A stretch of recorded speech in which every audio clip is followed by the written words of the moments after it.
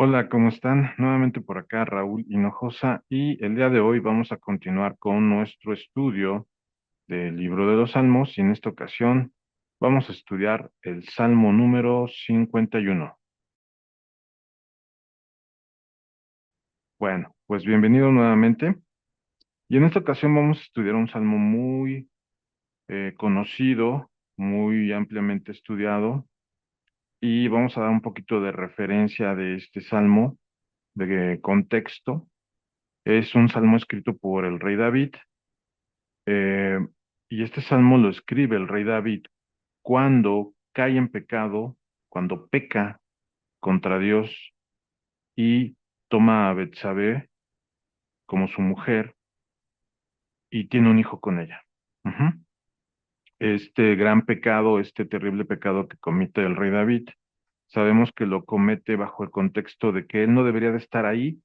En vez de ir a la guerra, él se queda en su palacio y derivado de todo esto, es como él peca delante de Dios ese terrible pecado que, como sabemos todos, David trata de encubrirlo, trata de enmendar las cosas y solamente empeora las cosas. Comete después un pecado mayor, un pecado terrible que es matar al esposo de Betsabé, y de ahí se viene una serie de cosas tremendas que ya todos conocemos.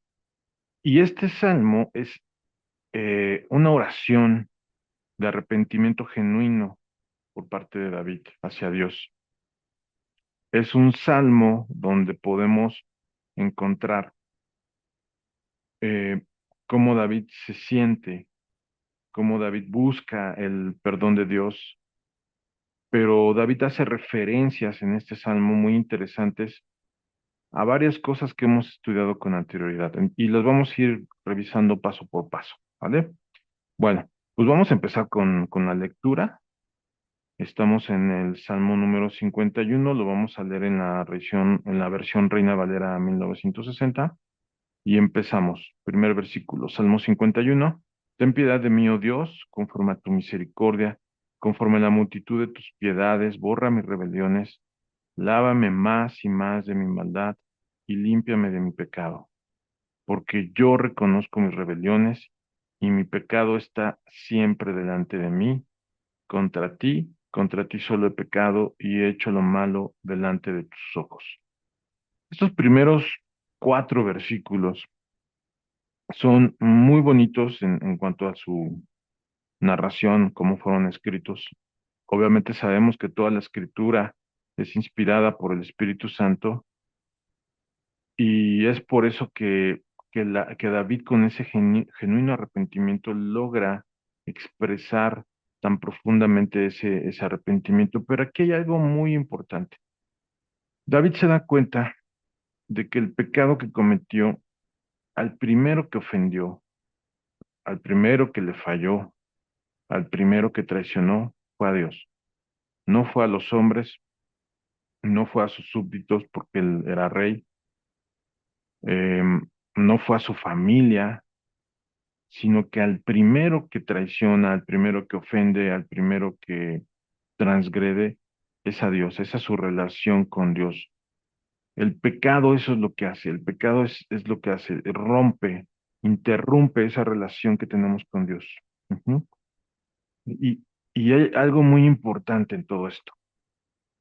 Es interesante ver cómo David, aún siendo rey, ungido por Dios, em, habiendo hecho tantas cosas tan importantes, tan maravillosas, dejando que Dios tomara su vida, la controlara, lo inspirara, David fue lleno del Espíritu Santo, aún así cae en un pecado tan terrible. Esto es algo muy importante porque tenemos que entender que nosotros, como cristianos, en nuestra vida espiritual, tenemos que estar siempre alertas, tenemos que estar siempre diligentes, siempre orando, siempre mm, pidiéndole a Dios que su Espíritu Santo nos dé sabiduría para no caer en tentación. De hecho, nuestro Señor Jesús nos enseña cómo orar. Los discípulos le piden al Señor Jesús que nos enseñe cómo orar. Y una parte importante de esa oración dice, pidan a Dios, líbranos del mal, no nos dejes caer en tentación. porque también la palabra de Dios dice que el diablo está como león rugiente buscando a quien devorar. Y eso fue lo que pasó en la vida de David. A pesar de que David podríamos decir que tenía un nivel de intimidad, de relación con Dios muy bueno, no estaba exento de las tentaciones, no estaba exento de tener un momento de debilidad. Y por eso nosotros tenemos que tener eso en cuenta. No porque Dios haya hecho cosas grandes en nuestra vida, no porque Dios nos haya mostrado su misericordia, su amor, nos haya lavado, nos haya salvado, no por eso estamos exentos de que venga la tentación. Y más si estamos en un lugar incorrecto. En este caso, David estaba en un lugar incorrecto. Él debía estar en la guerra y estaba en otro lugar. Y otra cosa muy importante es reconocer y saber que cuando pecamos, el primero que estamos ofendiendo es a Dios, ¿sí? Entonces, eso lo podemos ver en la parábola del hijo pródigo. Vamos a ir a el Evangelio de Lucas, capítulo 15, versículo del 18 al 20. Voy a repetir la cita. Es Evangelio de Lucas, capítulo 15, versículo del 18 a 20. 18 al 20, recordemos que estamos en la versión 1960 de Reina Valera. Voy a leerlo. Dice, me levantaré, iré a mi padre y le diré, Padre, he pecado contra el cielo y contra ti. Ya no soy digno de ser llamado tu hijo, hazme como uno de tus jornaleros. Y levantándose vino a su padre, y cuando aún estando lejos, lo vio su padre y fue movido de misericordia y corrió y se echó sobre su cuello y le besó.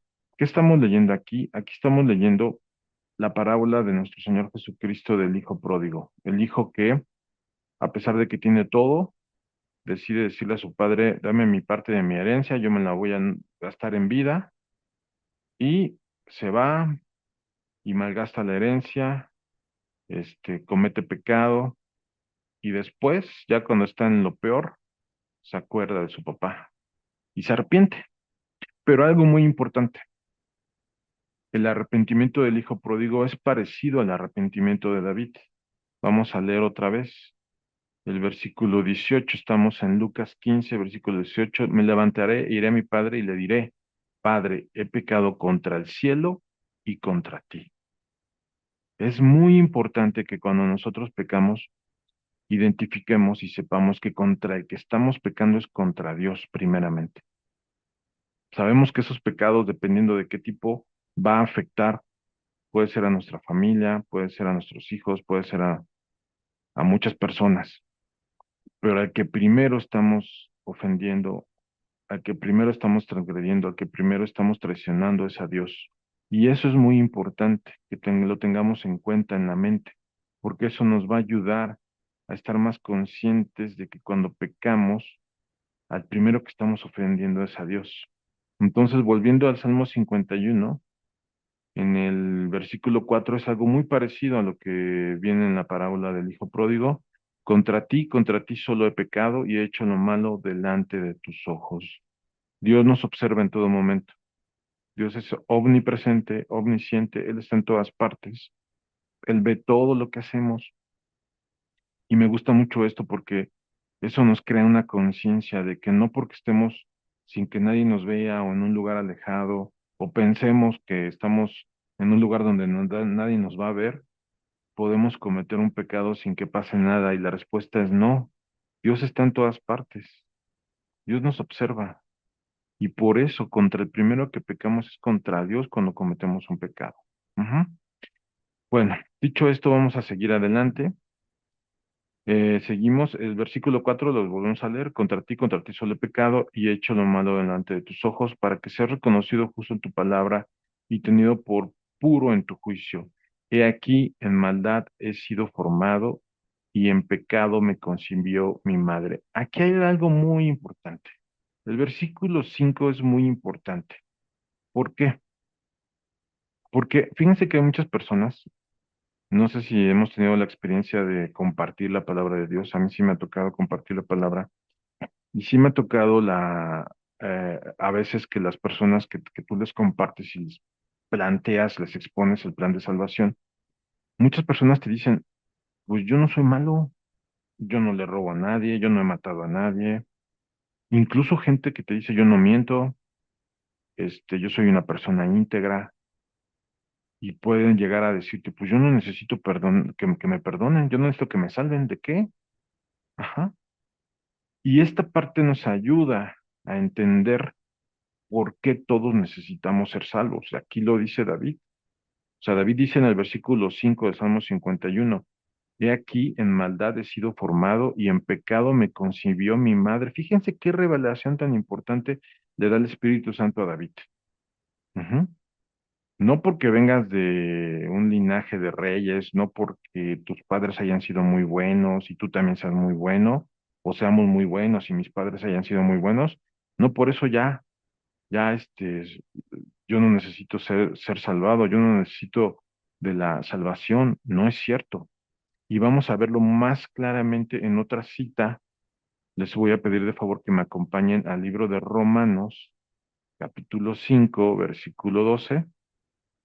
Repito la cita, Romanos capítulo 5 versículo 12. Recuerden que estamos en la versión Reina Valera 1960 y vamos a leerlo. Dice, por tanto, como el pecado entró en el mundo por un hombre y por el pecado la muerte, así la muerte pasó a todos los hombres por cuanto todos pecaron.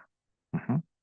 Entonces aquí el libro de Romanos nos lo explica más detalladamente. Esto mismo que está diciendo David muchos años antes, Salmo 51, versículo 5, he aquí, en maldad he sido formado y en pecado me concibió mi madre. No lo vuelve a repetir nuestro Dios en el libro de Romanos, capítulo 5, versículo 12. Por tanto, como el pecado entró en el mundo por un hombre y por el pecado la muerte, así la muerte pasó a todos los hombres, por cuanto todos pecaron. O sea, lo que nos está diciendo aquí el libro de Romanos es, no pienses que tú eres bueno, no pienses que tú no necesitas salvación. Todo viene desde la caída del hombre en el huerto. Adán cae, Adán peca y él arrastra toda esa maldición hacia toda su descendencia, hacia todas sus generaciones, hacia todos los hombres de esta tierra. Y por tanto todos hemos pecado y todos necesitamos ser salvados por el sacrificio de nuestro Señor Jesús. Ujú. Vamos a continuar. Versículo 6 del Salmo 51. He aquí, tú amas la verdad en lo íntimo y en lo secreto me has hecho comprender sabiduría. Algo muy importante, que también nos lo dijo nuestro Señor Jesús. ¿Qué es lo más importante? Que todos vean que somos buenos, que todos vean cómo oramos, que todos vean cómo diezmamos, cómo ofrendamos. Vamos a ver qué dice al respecto nuestro Señor Jesús, para lo cual les voy a pedir que me acompañen al libro de Mateo, el Evangelio de Mateo en el Nuevo Testamento, capítulo 6 del versículo 4 al 18. Vuelvo a repetir, Mateo 6, 4 al 18. Recuerden que estamos en la versión Reina Valera 1960 y dice así, y cuando ores, no seas como los hipócritas, porque ellos aman el orar en pie en las sinagogas y en las esquinas de las calles para ser vistos de los hombres. De cierto os digo que ya tienen su recompensa. Mas tú, cuando ores, entra en tu aposento y cerrada la puerta, ora a tu Padre que está en secreto, y tu Padre que ve en lo secreto, te recompensará en público. Ujú. Entonces, esto mismo que dice David hace muchos años, aquí tú amas la verdad en lo íntimo y en lo secreto me has hecho comprender sabiduría, es lo mismo que nos está diciendo nuestro Señor Jesús, muchos años después, en el Evangelio de Lucas. ¿Por qué? Porque en esa época estaban los fariseos, recuerdan que eran personas muy religiosas, que lo único que buscaban eran ser vistos por los demás, reconocidos, que todo el mundo dijera, ah, mira qué bueno, qué piadoso, cuánto ora, cuánto diezma, cuánto ayuna, míralo. Pero por dentro su corazón, sus corazones estaban secos, vacíos de Dios. Lo mismo aplica para nosotros. Lo mismo tenemos que entender nosotros, que no por ser cristianos, no por estudiar la Biblia, no por congregarnos, no por orar, no por diezmar, vamos a tener esa relación con Dios. Aquí lo que nos está diciendo nuestro Señor Jesús es, Busca a Dios en lo secreto, donde nadie te vea, porque ahí en lo secreto es donde Dios te va a mostrar, como dice el Salmo, te va a mostrar sabiduría, te va a hacer entender. Ujú. Muchas veces eh, nos preguntamos por qué batallamos con un pecado, por qué no lo podemos dejar. Pues es por esto, porque no hemos entendido, porque no nos ha llegado esa revelación de por qué no debemos de hacerlo. Y esa revelación, ese conocimiento, esa sabiduría divina va a llegar solamente en lo secreto. Esa sabiduría solamente va a llegar cuando estemos uno a uno con Dios, de rodillas, en nuestro cuarto, en un lugar apartado, donde podamos escuchar la voz de Dios y donde podamos sincerarnos, abrir nuestro corazón, donde nadie nos vea, donde solamente estemos con Dios y podamos ser transparentes para Él y podamos ser sinceros y arrepentidos de corazón. Y en ese momento va a venir la bendición, va a venir la sabiduría divina y Dios nos va a mostrar. Hay cosas que Dios nos tiene que enseñar, que nos tiene que mostrar, que tenemos que entender. Hay veces que los pecados que son más difíciles de erradicar en nuestra vida es porque no hemos entendido algo. Y eso Dios nos lo quiere mostrar, pero ¿cómo nos lo va a mostrar? Únicamente a través de buscar a Dios en la intimidad. Ujú.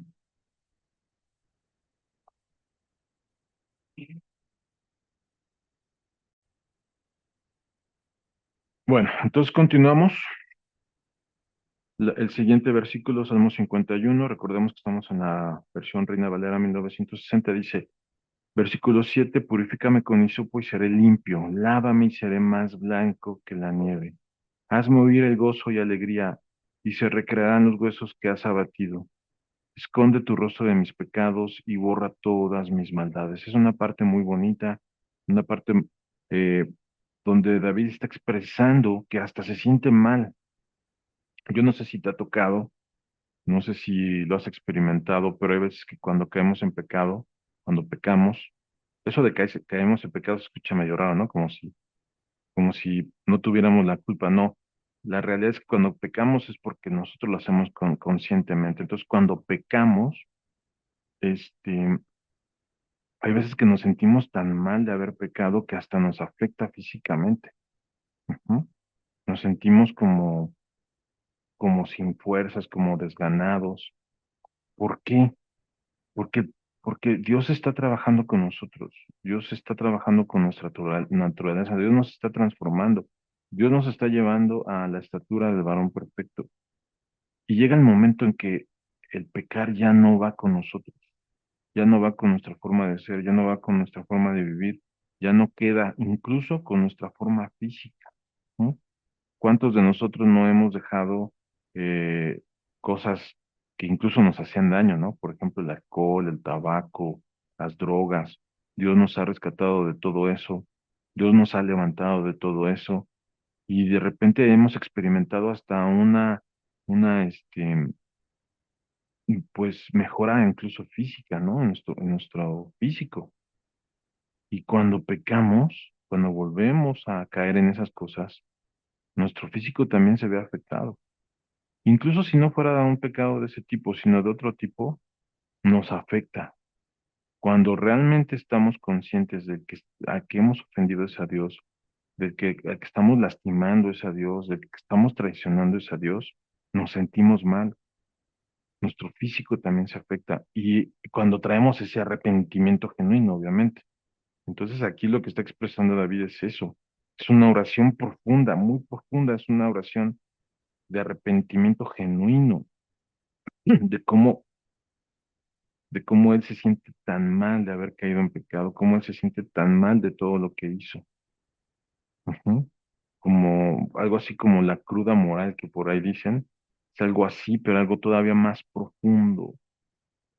Recordemos lo que nos ha predicado nuestro hermano Nalo, ¿no? Ese proceso del arrepentimiento tiene que tocar fondo, tiene que llegar a un momento en donde nos tiene que doler y tenemos que sufrir para que podamos entender. Cuando es un genuino arrepentimiento nos tiene que doler, nos tiene que sufrir ese reconocimiento de pecado para que después Dios nos pueda levantar con poder y con victoria, con el poder de su sangre, de su sacrificio en la cruz, nos pueda levantar.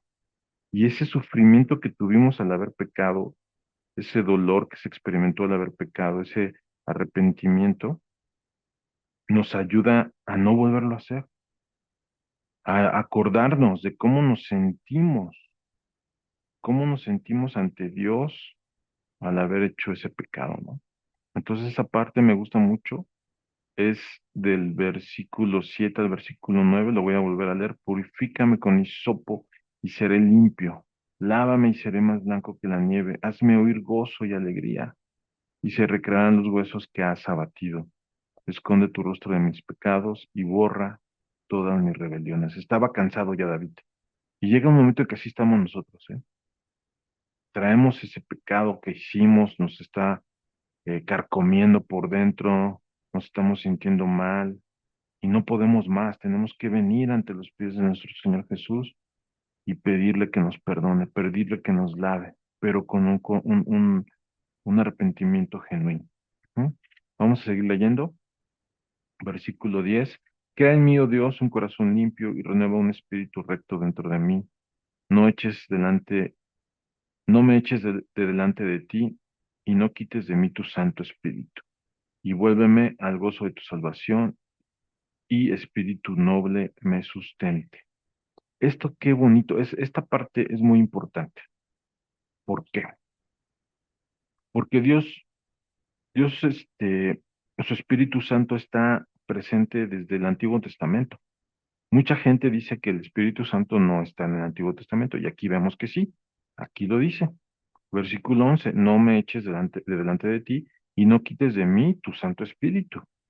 Entonces, el Espíritu Santo sí está en el Antiguo Testamento, también está en el Nuevo Testamento, y nuestro Señor Jesús nos los dice. Voy a enviar al Espíritu Santo. Cuando yo me vaya, yo voy a enviar al Espíritu Santo para que los ayude. Vamos a leerlo. Eso está en el Evangelio de Juan, Nuevo Testamento, capítulo 14, versículo 26. Es la versión Reina Valera 1960, versículo 26, dice: más el Consolador, el Espíritu Santo, a quien el Padre enviará en mi nombre, Él los enseñará todas las cosas y les recordará todo lo que yo os he hecho. ¿Ok? Entonces nuestro Señor Jesús está diciendo: calma, no se preocupen, yo me voy al cielo, pero les dejo al Espíritu Santo. Ujú. Pero ese Espíritu Santo es, nos ayuda en muchas cosas, en todo. Nos da sabiduría, nos da paciencia, nos da gozo, nos da paz, nos da entendimiento, nos consuela, nos revela, nos recuerda las cosas, como dice aquí nuestro Señor Jesús en Evangelio de Juan, capítulo 14, versículo 26. Pero ese Espíritu Santo también se puede ir, porque el Espíritu Santo no puede estar en un lugar donde hay pecado. Entonces, tenemos que tener cuidado con eso. Entonces, aquí lo que está diciendo David es no, que el Espíritu Santo no se vaya. Yo no puedo vivir sin el Espíritu Santo. Sabemos que David estaba lleno del Espíritu Santo porque él, con el poder del Espíritu Santo, con el poder de Dios, logra vencer al gigante, después soporta la persecución de, de Saúl, este, no mata a Saúl cuando lo tiene, pues tiene su vida en sus manos, después Dios le da muchas victorias, entonces él tiene temor de que ese Espíritu Santo se vaya. Y eso es lo que tenemos que tener nosotros en nuestras vidas. Tenemos que ver que una consecuencia del pecado es que ese Espíritu Santo se va. Entonces, dos, aquí hay dos cosas muy importantes en este Salmo 51. Uno, no quiero volver a pasar por esto. O sea, David está diciendo: no quiero volver a sentir este dolor de haberte fallado, esta sensación tan mal de haberte traicionado, pero tampoco quiero que tu Espíritu Santo se vaya de mí, Señor. Regresa tu Espíritu Santo a mí. Y vamos a ver cómo el Espíritu Santo se puede ir. Vamos a ir al libro de Efesios, versículo 4, perdón, capítulo 4, versículo 30 al 32. Pues repito la cita: Efesios 4, del 30 al 32. Estamos en la versión Reina Valera, 1960, y dice, y no contristéis al Espíritu Santo de Dios, con el cual fuiste sellados para el día de la redención. Quítense de vosotros toda amargura, enojo, ira, gritería y maledicencia y toda malicia. Antes sed benignos unos con otros, misericordiosos, perdonándonos unos a otros, como Dios os perdonó a vosotros en Cristo. ¿Ok? Entonces sí se puede contristar al Espíritu Santo, sí se puede alejar, se puede retraer de nosotros. Ujú. Es algo muy sensible al Espíritu Santo. Es algo muy maravilloso y muy potente y muy fuerte en nuestras vidas, pero al mismo tiempo es algo que se puede perder muy rápidamente. Entonces, esto es lo que está diciendo David en el versículo 11 del Salmo 51. No me eches de delante de ti y no quites de mí tu Espíritu Santo. Vuélveme al gozo de tu salvación y Espíritu noble me sustente. Vamos a seguir adelante. Versículo 13. Entonces enseñaré a los transgresores tus caminos y los pecadores se convertirán a ti. Líbrame de homicidios, oh Dios, Dios de mi salvación, cantará mi lengua tu justicia. Vamos a seguir adelante, versículo 15. Señor, abre mis labios y publicará mi boca tu alabanza, porque no quieres sacrificio que yo lo daría, no quieres holocausto. Los sacrificios de Dios son el espíritu quebrantado, al corazón contrito y humillado, no despreciarás tú, oh Dios. Algo muy importante. Número uno. Dice el versículo 13, entonces enseñaré a los transgresores tus caminos y los pecadores se convertirán a ti. Fíjense que hay algo muy importante. Yo he visto durante estos años, yo he visto que el testimonio de las personas es algo, es una herramienta muy importante que utiliza Dios para alcanzar a otros. Ujú. Yo he visto que cuando una persona ve que otra persona se arrepiente, que otra persona deja sus malos caminos, que Dios llega a su vida, que Dios lo empieza a transformar, con el poder de Dios empieza a ser diferente, eso es lo que más pesa o es lo que más vale para que otra persona se convierta. Porque hay veces que vamos, evangelizamos, no está mal, o sea, salir a evangelizar y hablar de la palabra de Dios no está mal, de hecho Dios, nuestro Señor Jesús nos lo dijo, pero si eso lo hacemos con nuestro testimonio, es un arma muy poderosa para poder alcanzar a otras personas. Entonces, aquí en el versículo 13 dice, entonces enseñaré a los transgresores tus caminos y los pecadores se convertirán a ti. ¿Por qué? Porque están viendo que yo estaba también mal, yo estaba hasta abajo, yo estaba en pecado, yo estaba muy mal, pero tú me levantaste, tú me salvaste. Y eso lo puede ver toda la gente. Y eso habla más que mil palabras. El testimonio de Dios en nuestras vidas habla más que cualquier predicación, que cualquier campaña de evangelismo. Lo más fuerte que puede atraer a las personas a los pies de Jesús es el testimonio de cada uno de nosotros, de cómo Dios nos ha levantado. Y no que seamos perfectos, pero como David, que cada vez que, que llegamos a pecar, venimos a los pies de Jesús y nos arrepentimos pues, genuinamente y Dios nos levanta y nos lava y nos perdona. Y empezamos a tener una vida conforme a la voluntad de Dios. Esa es la mejor arma para poder alcanzar a los demás.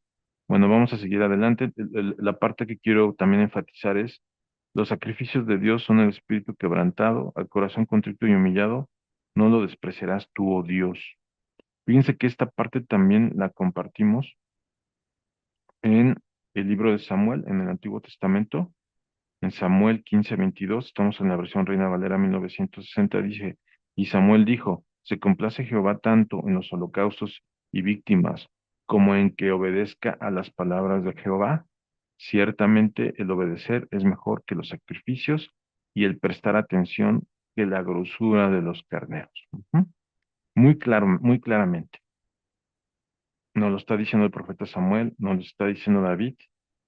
¿Qué nos están diciendo? Ya me di cuenta que lo que Dios quiere no tanto es que hagamos sacrificios. Obviamente en esta época pues ya no hay sacrificios de animales como había en aquella época, pero se ha transformado, ¿no? O sea, la gente piensa que con hacer, por ejemplo, peregrinaciones o con hacer, mandas o con abstenerse de algo o con, flagelarse, va a obtener el perdón de Dios. Y la respuesta es que no, Dios no quiere eso, o con dar dinero, o con ayudar a los demás, ¿no?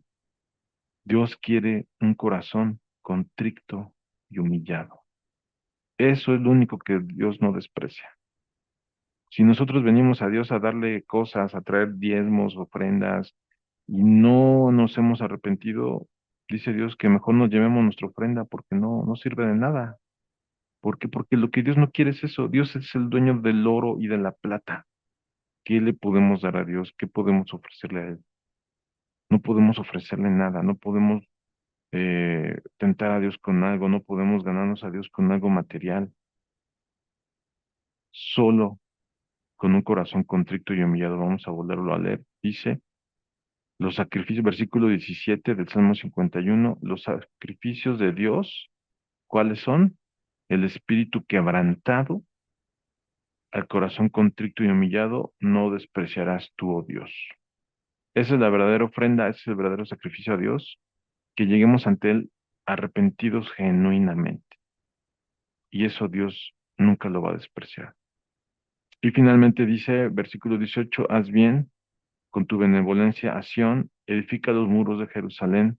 19, entonces te agradarán los sacrificios de justicia, el holocausto u ofrenda del todo quemada, entonces ofrecerán becerros sobre tu altar.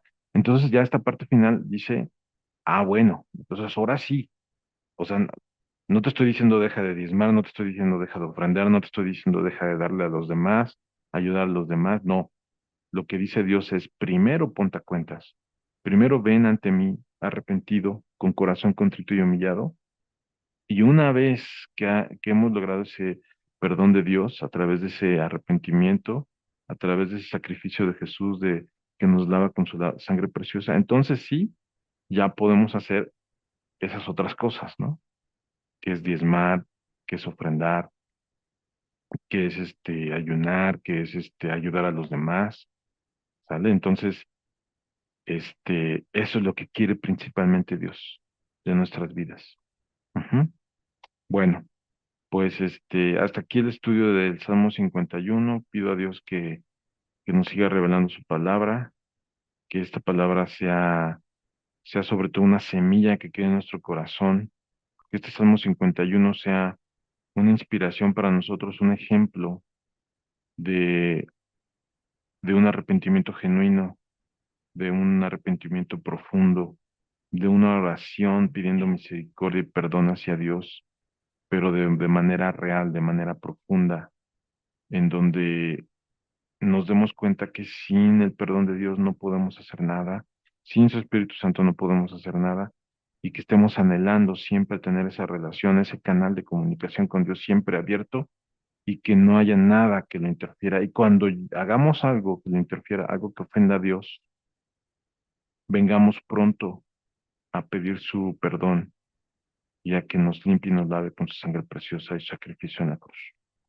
Bueno, hermanos, pues que Dios los bendiga y próximamente seguimos con el estudio del libro de Salmos. No se desconecten, sigan estudiando, sigan viendo los demás capítulos en este canal y que Dios les bendiga.